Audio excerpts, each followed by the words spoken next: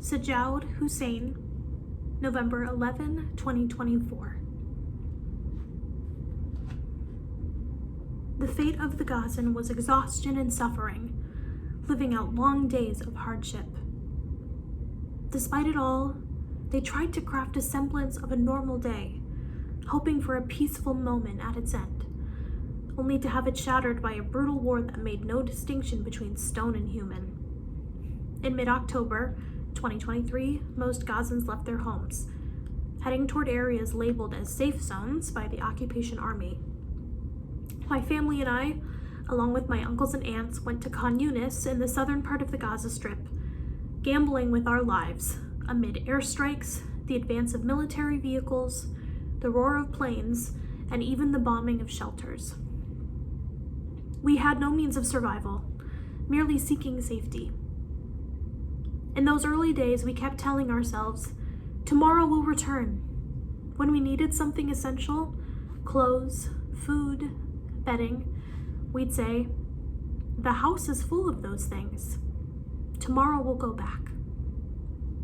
But between fear, insecurity, and the cold, we spent long nights, nearly 2 months, sleeping on the ground, using blankets as makeshift mattresses, thinking this was only temporary. More than 100 members of my extended family shared the same harsh reality.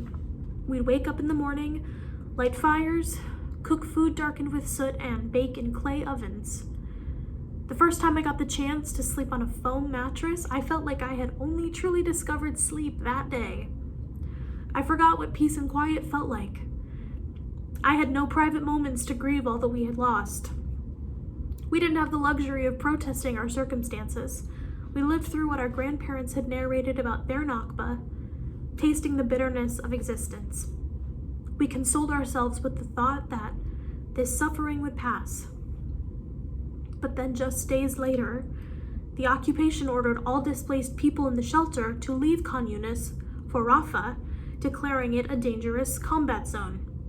We crossed through what they called safe corridors, enduring indescribable humiliation, the terror of walking between tanks, the mocking glances of soldiers, the fear of being separated from your family or losing what little you carried. It was a moment of utter despair. We left Khan Yunis with nothing but our tears. I cried until grief consumed my heart. We moved to live in a tent. Words cannot describe that first night. The weather was rainy, and I spent the night imagining the tent flooding and wondering what we would do.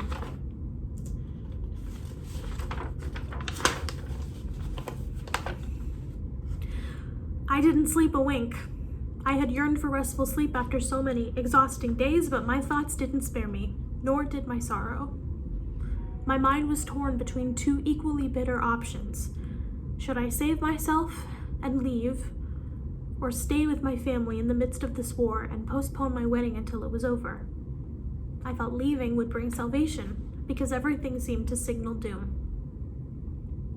After many long months, in March 2024, I left Gaza, my cheeks still wet with tears.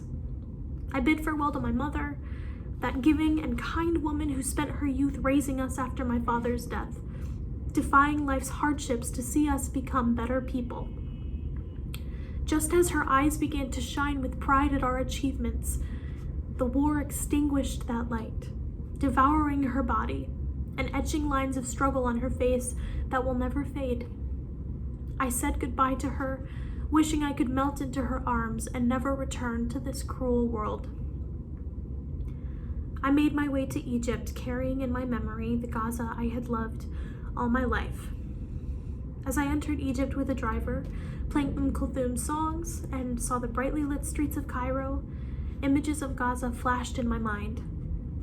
Gaza, more beautiful and splendid than any city. How did it become so gray? The voice of Kulthum brought tears to my eyes as memories flooded back. Her songs had always been part of my conversations with friends, replacing music with stories about her songs, listening to my friends' tales and sharing my own. I left Gaza without saying goodbye to my friends, those who I used to see so often. The war became an obstacle to my planned departure, one we had envisioned for years. My friends and I had wondered how we would say goodbye, how we would meet again. The war obliterated these visions, making them impossible. Now I think about how much I need my friends, how much I long to see them. Does the world understand the longing for a mother's, sisters, friends, for memories? I cry looking at pictures on my phone, and then I laugh. These pictures are all I have now. Photos stored in a phone's memory. I recall the details of each picture, why I met my friend there, what we laughed or cried about, and how life dealt us a share of hardships that seemed insurmountable to the world. Why couldn't we face trivial crises instead of wearing the oversized garment of war? Why were we denied the choice to refuse? I tell myself that I am still young and that I have lived and known life.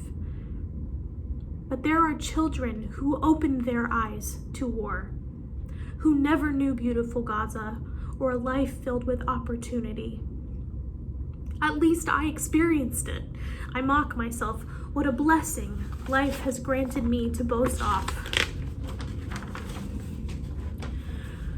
The whole world lives with more than what we had, yet the world found even our little too much for us to have. These children have a right to a dignified life, to education, health, joy, travel. They are no less than children elsewhere. They are, in fact, the essence of this generation, standing firm against all odds. To me, Gaza, with its youth, children, and women, remains the queen of the world, beautiful despite everything. Now I live alone with my questions, my fears, my anxiety, and my loneliness, far from my family and friends. I've learned that survival is an illusion, because fear is a monster no less terrifying than war. I fear the news, the sounds, the inability to reach my family's phone, or an urgent report of a bombing near them. I dread the long hours when my friends are offline, which is the norm in Gaza, given the lack of communication tools. These difficult and distressing circumstances are unknown to the world. I sometimes think I've experienced little of it compared to what my mother tells me they endure. Anger consumes me. My heart trembles imagining how my mother endures such hardship. These fears and the memories of hard nights in Gaza have shaped me into an angry person, sharp-tongued, intolerant of opposing views. I can't bear to hear the words Gaza unless it's spoken with pride and admiration. I ignore and reject dissenting voices, a stark contrast to the person I was before. The one who embraced all opinions and welcomed every perspective. The war changed me. It took away the person I once knew. What we have lived, thought about, and witnessed is hard to explain, no matter how much we speak of it.